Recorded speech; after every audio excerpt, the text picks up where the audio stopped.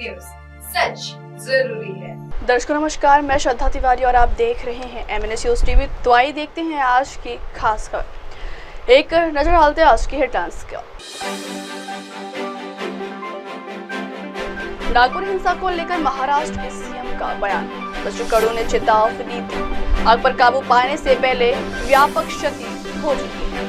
तो आइए देखते हैं खबरें विस्तार से। नागपुर हिंसा को लेकर महाराष्ट्र के सीएम का बयान। नागपुर हिंसा को लेकर महाराष्ट्र के मुख्यमंत्री देवेंद्र फडणवीस शनिवार को वरिष्ठ पुलिस और प्रशासनिक अधिकारियों के साथ बैठक की और स्थिति का जायजा लिया। बैठक के बाद प्रेस कॉन्फ्रेंस में उन्होंने नागपुर हिंसा को लेकर कहा कि झूठा प्रचार किया गया कि कुरान की आयत जलाई गई, जिनके कारण बड़े पैमाने पर हिंसा फैल गई। तो आइए सुनते हैं आगे। देखिए, इसमें अभी सारी तफ्तीश चल रही है। अब जो लोग अलग अलग प्रकार के पोस्ट करते हैं, उनमें से कुछ लोगों के पोस्ट में कुछ ऐसी चीजें भी दिखाई पड़ी है कि जो बांग्लादेशी लगती है, पर आज इसमें बांग्लादेशी एंगल है या विदेशी हाथ है, ऐसा कहना इस समय उचित नहीं होगा जब तक उसकी पूरी जांच नहीं हो जाती।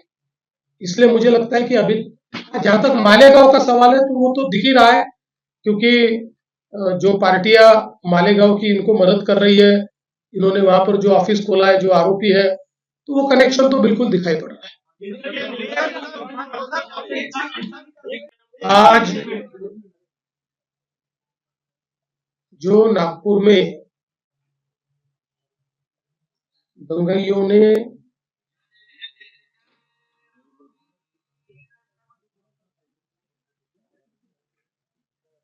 जिस प्रकार से दंगा किया, उसके बारे में एक वरिष्ठ स्तर की बैठक मैंने की है। हमारे सहयोगी मंत्री बावनकुळे जी भी उसमें उपस्थित थे। किस प्रकार की घटनाएं हुई, उन घटनाओं में अगर कोई लैप्सेस थे तो वो क्या थे, उन घटनाओं को किस प्रकार से रिस्पॉन्ड किया गया और घटनाओं के बाद अभी तक क्या कार्रवाई की गई, इसकी पूरी जानकारी मैंने प्राप्त की है। मेरे अपने कुछ ऑब्जर्वेशंस इस संदर्भ में थे, वो भी मैंने पुलिस आयुक्त और जो वरिष्ठ अधिकारी थे उन सबके सामने रखे हैं। मूल रूप से ये घटना जिस दिन घटी उस दिन सुबह औरंगजेब की एक प्रतीकात्मक कब्र जलाई गई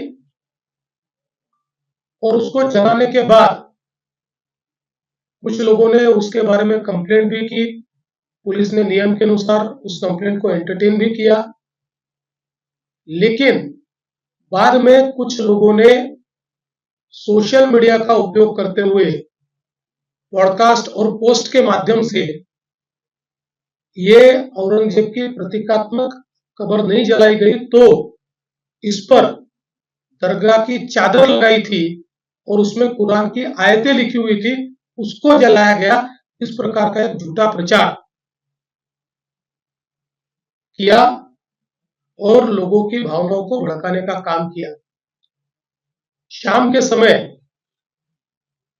नागपुर के कुछ इलाकों में लोग जमा हुए और दंगइयों ने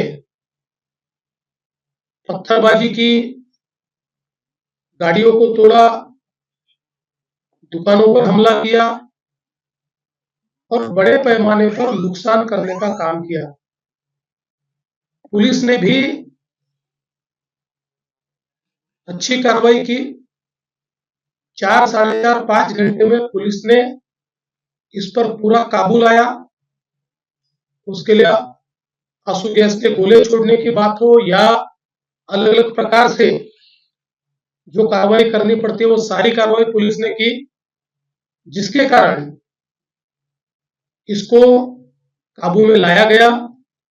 इसमें बड़े पैमाने पर पुलिस घायल हुई। पुलिस के हमारे डीसीपी लेवल के 3 लोग और कुल मिलाकर 33 पुलिस के लोग और कुछ सिविलियंस और सारे कुल मिलाकर 40 लोग इस प्रकार से इसमें घायल हुए। उसके बाद पुलिस ने इन इलाकों में कर्फ्यू भी लगाया। अभी उस दिन के बाद इन इलाकों में कोई घटना नहीं घटी है, शांति है। लेकिन जो सीसीटीवी फुटेजेस हमारे पास उपलब्ध थे, अलग अलग लोगों ने वीडियोस दिए थे, उन वीडियोस को भी एनालाइज किया गया। पत्रकारों ने भी पुलिस के पास कुछ वीडियोस दिए, उसको भी एनालाइज करने के बाद जो दंगई है उनकी पहचान कर ली गई है। 104 लोगों को अभी तक पहचान कर पकड़ा गया है, जिसमें 92 लोगों को अरेस्ट किया है। 12-18 साल के अंदर के विधि संघर्षित बालक है, उनको उस कानून के तहत उन पर कार्रवाई की गई है। और जब तक आखिरी दंगई को पकड़ा नहीं जाता, ये कार्रवाई रुकने वाली नहीं है, ये कार्रवाई चलती रहेगी। लगातार एविडेंस आ रहा है, उस एविडेंस के आधार पर ये कार्रवाई यहां पर चल रही है। ये भी तय हुआ है कि ये जितना नुकसान दंगइयों ने किया है, इसका पूरा हिसाब निकाला जाएगा और ये पूरा नुकसान उनसे वसूल किया जाएगा।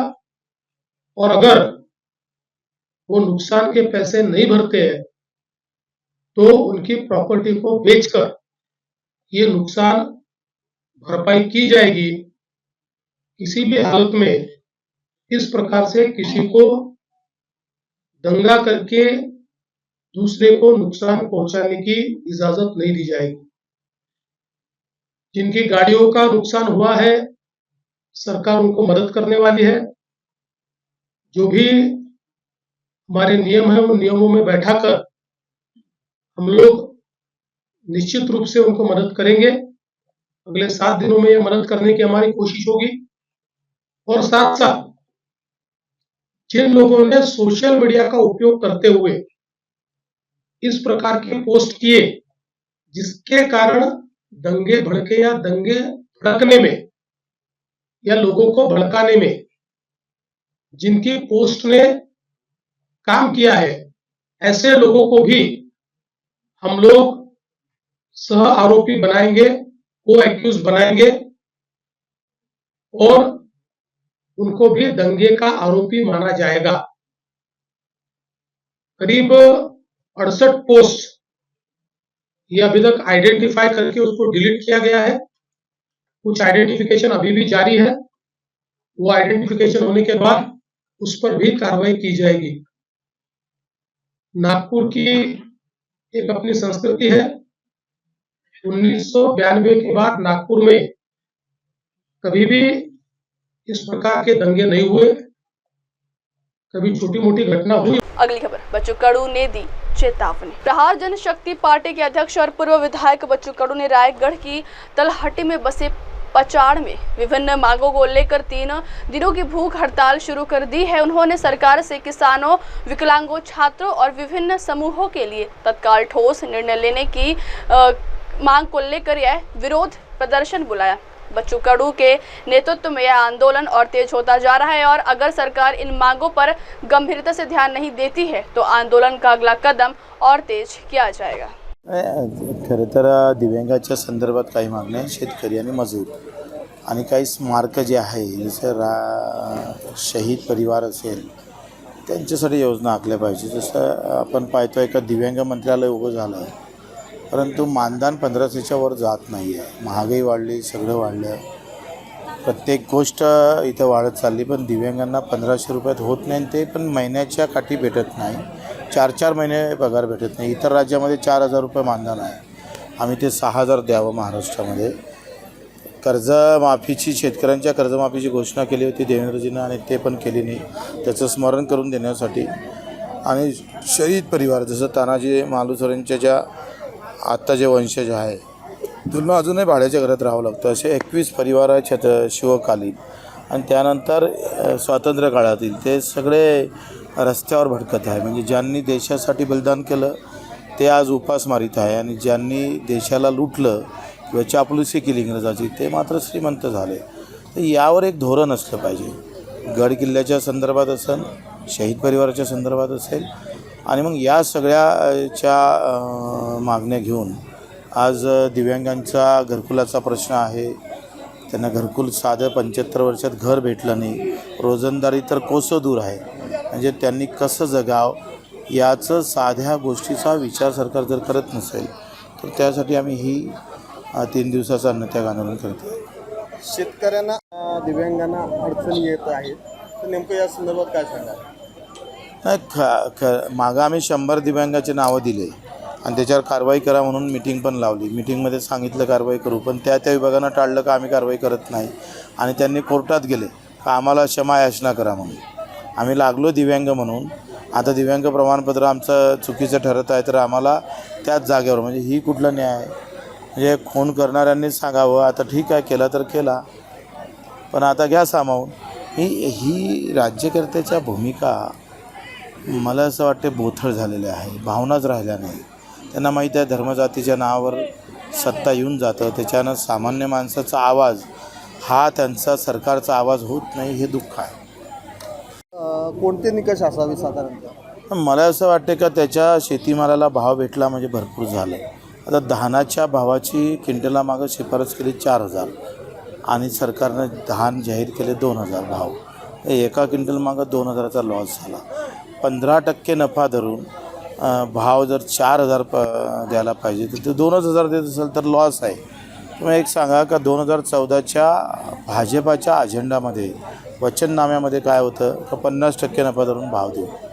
50% तर सोडा, 15% पण भेटत नाही आहे. आणि ही मोठी विचंबना आहे. या सगळ्या व्यवस्थेमुळे शेतकरी रोज मरत आहे. आम्ही औरंगजेबाचं नाव घेऊन त्याचा अत्याचार लोकांसमोर मांडतो, पण सरकारच्या धोरणामुळे 3.5 लाख शेतकरी मेला. दरवर्षाला किमान बेरोजगार शेतकरी एक किमान 10 ते 15 हजाराच्या दरवर्षाला आत्महत्या होतं. त्यावर लक्ष जात नाही. या औरंगजेबानं किती कापले ते तर निश्चितार्थ आहेच, पण तुमच्या धोरणामुळं किती मेले याचं काय? म्हणजे त्याची कबर काढावी आणि तुमची काय कबर निर्माण करावी. अशा विचित्र अवस्थेमध्ये सामान्य माणसाच्या ज्या अडचणी आहे, मूळ मुद्दा काय आहे का अडचणीत असणाऱ्या लोकांसाठी सरकार असलं पाहिजे. ज्याला 2 पाय नाही, हात नाही, डोळे नाही, याच्यासाठी सरकार समोर येत नाही. लाडक्या बहिणीला 1500 देतं ठीक आहे, पण ज्याला 2 पाय नाही त्याला तुम्ही 1500 देता, ज्याला 2 पाय आहे चांगले त्यालाही 1500 देता. हा कुठला न्याय आहे? कष्ट करणाऱ्यासाठी बोनस नाही. तुम्ही 5 महिन्यापासून MRGSवर सरकारच्या यंत्रणेवर काम करणाऱ्या मजुराला 5 महिन्यापासून त्यांना मजुरी भेटली नाही. हे योजना नाही आहे, मजुराचे पैसे भेटले नाही. पण तिथं ना मीडिया जात, उसकी ना खबर होती ना खबर होती. आम्ही त्यावेळेला महामंडळाचं अध्यक्षपद देखील आपल्याला दिलेलं होतं, परंतु आपल्या ज्या काही मागण्या होत्या त्या परिपूर्ण मार्गी लागल्या नाही. मी एकतर महामंडळाचा अध्यक्ष नव्हतो, मी अभियानाचा अध्यक्ष होता आणि मीच केलेलं ते निर्माण केलेलं पद होते. ते पदाची गरिमा एवढीच होती का जिल्ह्यात जायचं, दिव्यांगाच्या तक्रारी ऐकायच्या. त्याला काही कॅबिनेटचा अधिकार नव्हता ना कुठल्याही प्रकारची फाईल माझ्याकडे यायची, पण दिव्यांगाच्या किमान तक्रारी ऐकून त्याचं निवारण व्हावं एवढ्या हेतूनं मी ते पद निर्माण केलं. त्याचं मी अध्यक्ष झालो आणि जिल्ह्यात फिरलो. त्याला काही फार संविधानिक अधिकार नव्हता.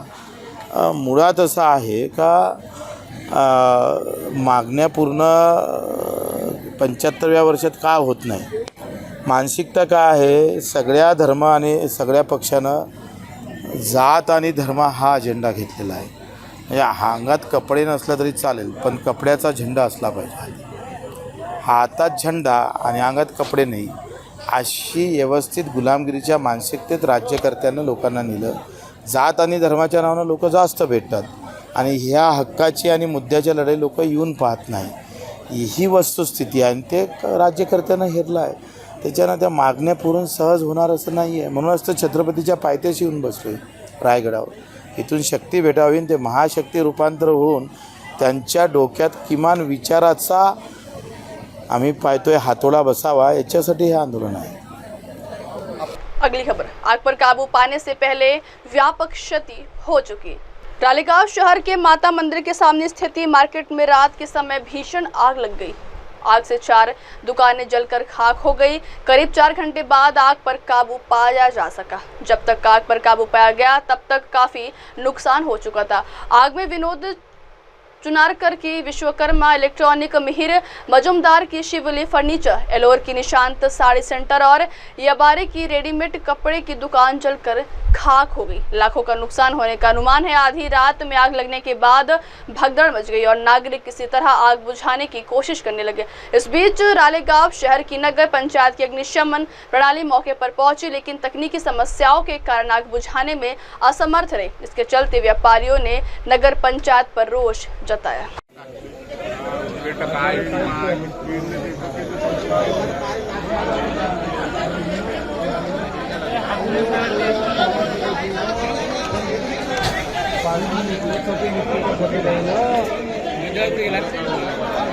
त्याला काय होणार आहे बकेट न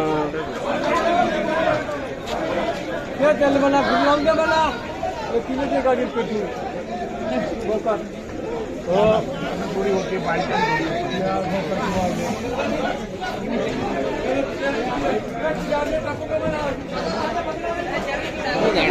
बोलो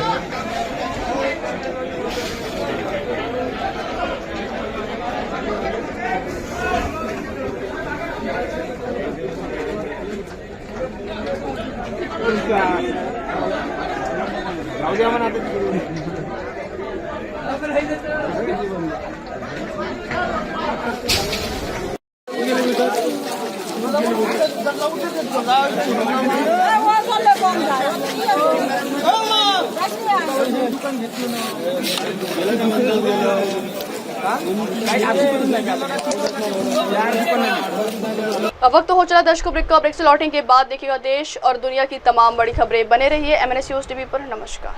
हाय, मैं हूँ तापसी पन्नू और आप देख रहे हैं MNS न्यूज़।